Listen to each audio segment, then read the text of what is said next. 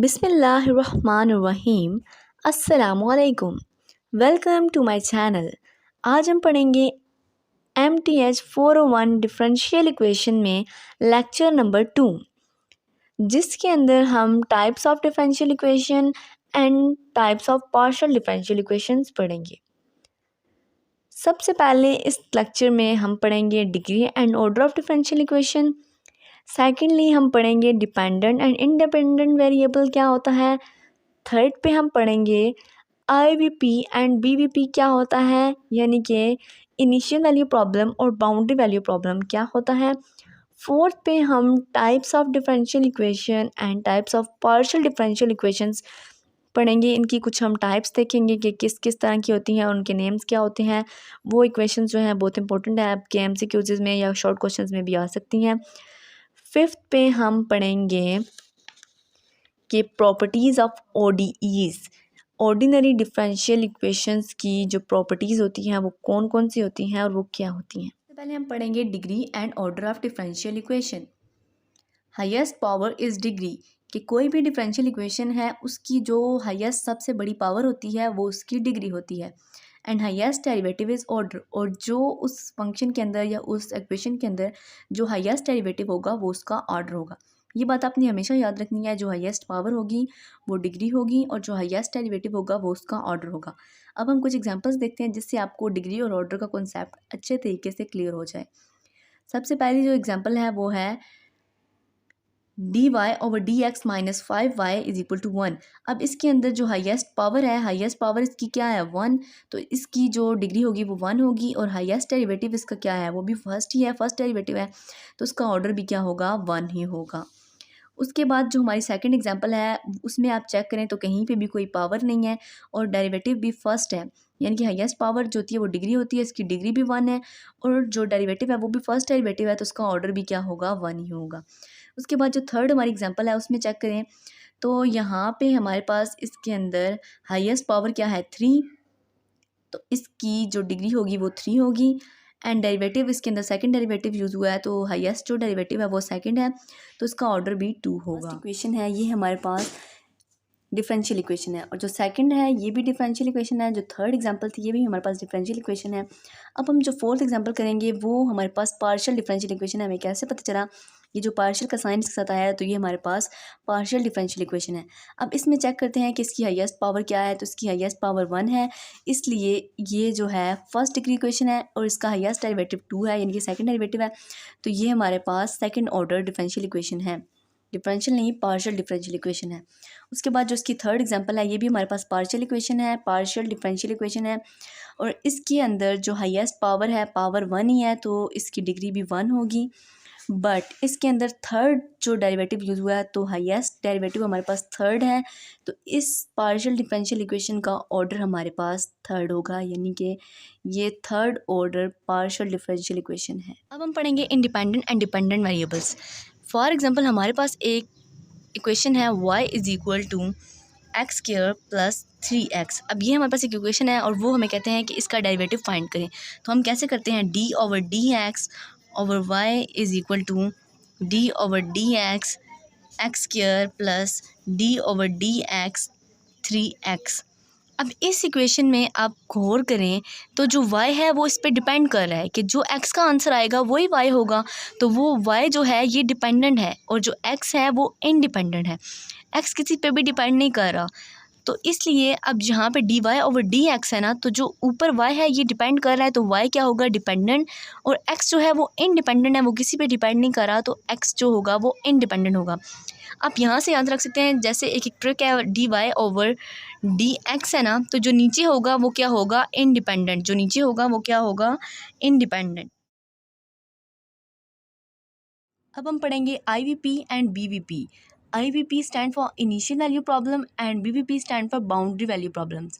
Initial value problems वो वाले problems होते हैं जिनकी जो उन्होंने स्टेटमेंट लिखी होती है, जो क्वेश्चन होता है उसके अंदर उन्होंने जो इनिशियल कंडीशंस हमें दी होती हैं उसके अंदर उन्होंने हमें y की वैल्यू दी हो।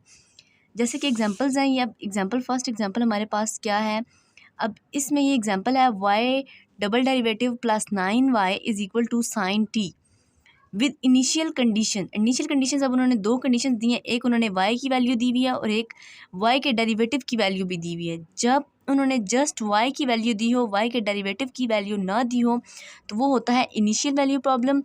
और जब उन्होंने वाई की वैल्यू दी हुई है और साथ वाई के डेरिवेटिव की वैल्यू भी दी हो, तो वो होता है बाउंड्री वैल्यू प्रॉब्लम।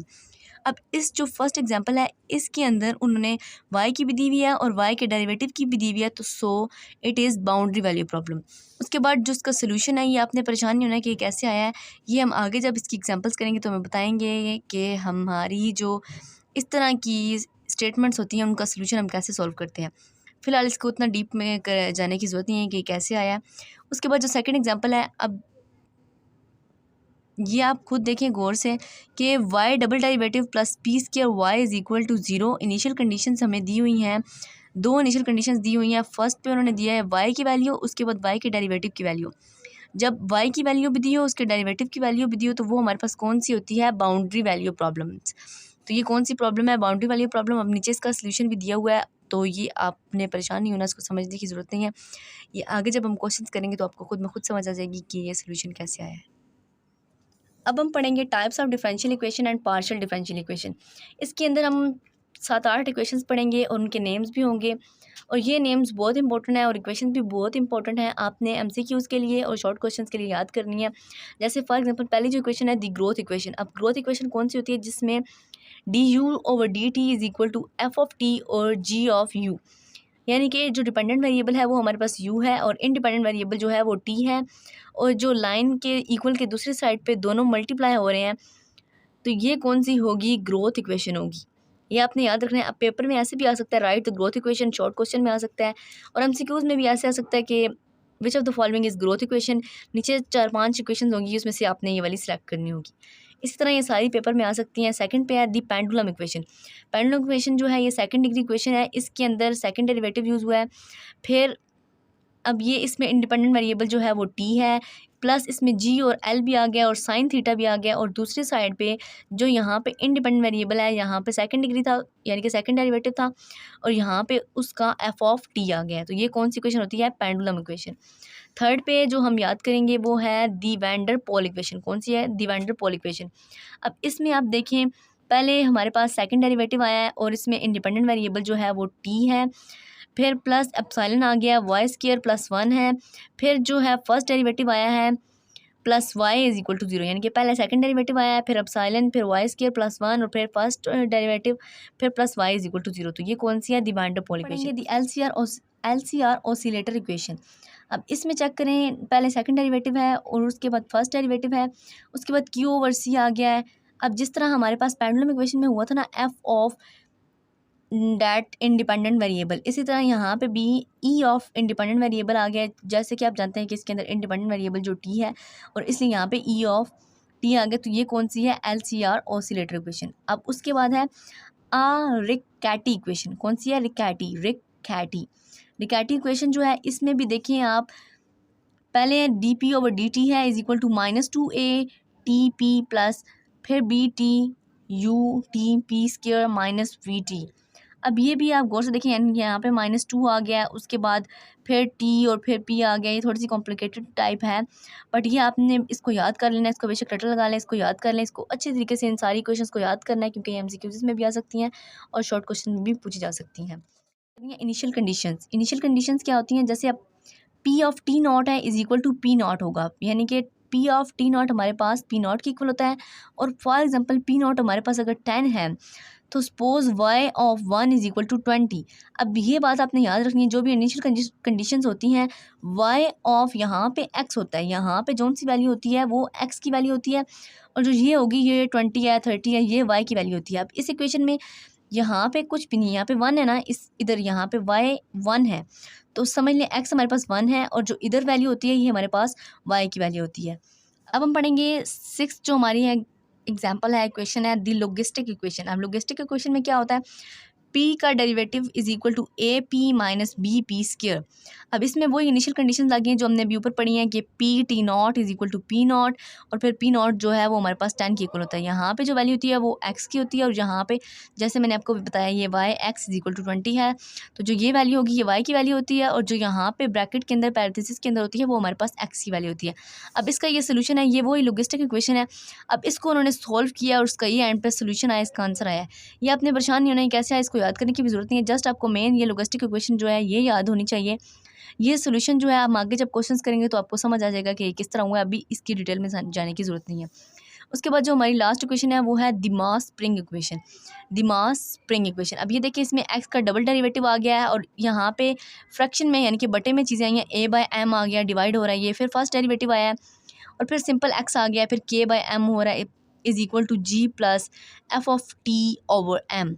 यानी कि पहले हमारे पास सेकंड डेरिवेटिव आया है, फिर फर्स्ट डेरिवेटिव आया एक्स का, और फिर सिंपल एक्स आया है, इसमें जी भी आ गया और बटे में भी चीज़ें आई हैं। तो ये कौन सी है, द मास स्प्रिंग इक्वेशन। इसको आपने अच्छे तरीके से याद करना है। ये सारी इक्वेशंस मैं आपको दोबारा बार बार कह रही हूँ, इसलिए कह रही हूँ क्योंकि ये बहुत इंपॉर्टेंट है और ये पेपर में आती हैं और आई भी हैं। तो इसलिए आप इन इक्वेशंस को, इन साथ के साथ इक्वेशंस को, इनके नेम और इनकी जो आगे इनकी डेरिवेशन है इक्वेशन है, ये आपने अच्छे तरीके से याद करनी है। Now this is our last topic but not the least, properties of ODEs, ordinary differential equations. अब हम कुछ प्रॉपर्टीज़ पढ़ेंगे ऑर्डिनरी डिफरेंशियल इक्वेशंस की जो आपको पता होनी चाहिए और ये इंपॉर्टेंट भी हैं। सबसे फर्स्ट है लीनियर, कि लीनियर ऑर्डिनरी डिफरेंशियल इक्वेशन कैसी होती है। अब इसमें आप चेक करें, पहले ए है, कोई भी कांस्टेंट है, a means any constant, a of n, फिर ए का n-1, आगे n-2, n-3 up to Son A1 तक जब हम लेके आएंगे, साथ इसके टी भी आएगा पैरेंथेसिस के अंदर, यहाँ पे भी टी, और वहाँ तक ये टी तक जाता रहेगा। उसके बाद है वाई एन, फिर yn-1, yn-2, yn-3, then Y के डेरिवेटिव तक, एंड लास्ट पे जस्ट वाई आ जाएगा, और ये इक्वल किसके होते हैं, एच ऑफ टी के। अब देखिए यहाँ पे कहीं पे भी सेकंड डेरिवेटिव नहीं आया, थर्ड डेरिवेटिव नहीं आया, जस्ट फर्स्ट डेरिवेटिव यहाँ पे एक आया है। ये सेकंड डेरिवेटिव पे कभी भी नहीं जाएगा क्योंकि ये कौन सी इक्वेशन है, इसमें स्क्वायर नहीं आएगा। ये कौन सी इक्वेशन है, लीनियर इक्वेशन। उसके बाद है non linear equation. Non linear equation वो इक्वेशन होती हैं जिसके अंदर आप देखिए अब एक्स का क्यूब आ गया है, उसके बाद वाई का ट्रिपल डेरिवेटिव है, उसके ऊपर फिर क्यूब है, फिर माइनस एक्स का स्क्वायर है, वाई का डबल डेरिवेटिव है, उसके ऊपर स्क्वायर है, प्लस 3x, देन y का डेरिवेटिव है plus 5y is equal to E X, इनके एक्सपोनेंशियल फंक्शन आ गया, यानी कि एक्स क्यूब, फिर X square, simple X, and y triple derivative, double derivative and first derivative, then simple y। तो ये कौन सी होती है, नॉन लीनियर इक्वेशन, यानी कि जिसके अंदर सेकंड डेरिवेटिव से भी ऊपर आ सकते हैं, यानी कि थर्ड डेरिवेटिव भी आ जाता है, सेकंड डेरिवेटिव भी आ जाता है।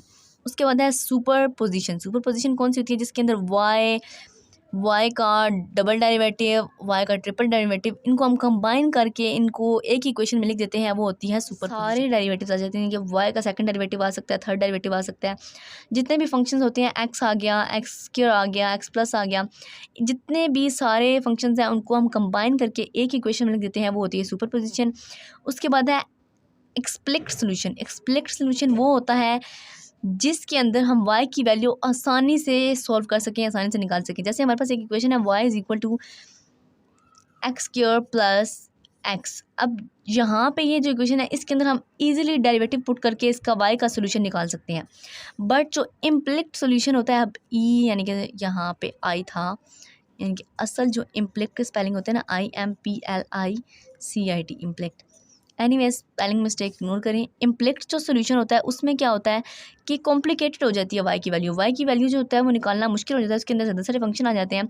सपोज से कि वाई स्क्वायर है is equal to x square plus g square आ गया प्लस 3x आ गया, यानी कि ज़्यादा सारे फंक्शंस आ गए हैं, और इसके अंदर जो y की वैल्यू है इसको निकालना थोड़ा सा कॉम्प्लिकेटेड हो गया है, थोड़ा सा डिफिकल्ट हो गया है। तो ये होते हैं इम्प्लिक्ट सोल्यूशन। एक्सप्लिक्ट सोल्यूशन वो होते हैं जिसमें हम y की वैल्यू को इजीली सॉल्व कर सके, और इम्प्लिक्ट सोल्यूशन होता है थोड़ा बहुत हमें कॉम्प्लिकेटेड हो जाता है, थोड़े से मुश्किल से y के जो आंसर निकले वो होती हैं इम्प्लिक्ट सोल्यूशन। तो ये था मेरा आज का लेक्चर। उम्मीद करती हूँ कि आपको पसंद आया होगा, आपकी ज़रा सी भी हेल्प हुई है इन लेक्चर से, तो काइंडली सब्सक्राइब करें, लाइक करें, कमेंट करें। और अगर आपको मेथड समझ नहीं आ रहा है या मैं अपना मेथड चेंज करूँ, मैंने कुछ वीडियोज़ बनाई हैं जिसमें जस्ट एडिटिंग है, नोट्स पर मैं नहीं बना रही, तो आप ये देख के बता सकते हैं कि जो नोट्स पे मैं समझा रही हूँ ये सही है, ये मेथड आपको सही इजीली समझ आता है, यहाँ फिर जो मैं एडिटिंग करके आपको समझाती हूँ स्क्रीन के ऊपर वो सही है। सो कैसा लगा आपको मेरा लेक्चर कमेंट सेक्शन में ज़रूर बताइएगा। तब तक के लिए अल्लाह हाफ़िज़।